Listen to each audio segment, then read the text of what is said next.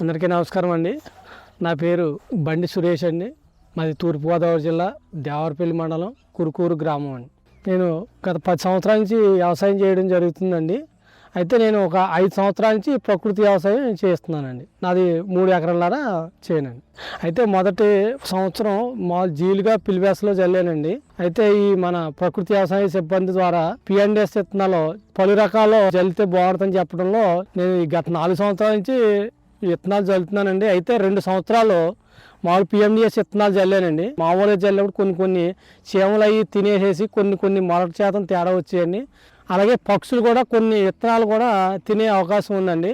అయితే ఇప్పుడు ఈ విత్తన గుళికలు కింద తయారు చేసి చల్లటం వల్ల ఈ విత్తనం కూడా ప్రతిదీ 100% కూడా మొలుస్తుందని చెప్పి చూసి మేము ఈ విత్తన గుళికలు తయారు చేసి జల్లుతున్నామండి. ఈ విత్తన గుళికలు తయారు చేయడం వల్ల చాలా ఉపయోగాలు ఉన్నాయి.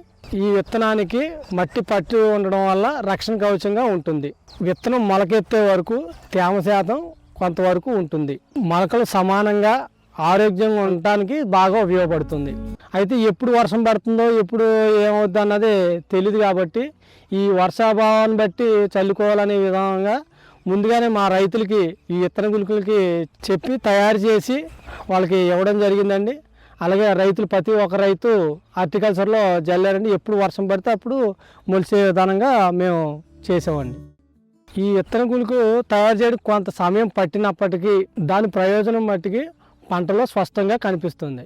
ఈ చిన్న ప్రయత్నంలో ఎన్నో లాభాలు పొందొచ్చు. కాబట్టి ఈ ప్రకృతి వ్యవసాయం చేసే రైతులందరూ కూడా విత్తన గుళికలు తయారు చేసుకుని ఉపయోగించుకుంటారని చెప్పి కోరుకుంటున్నాను.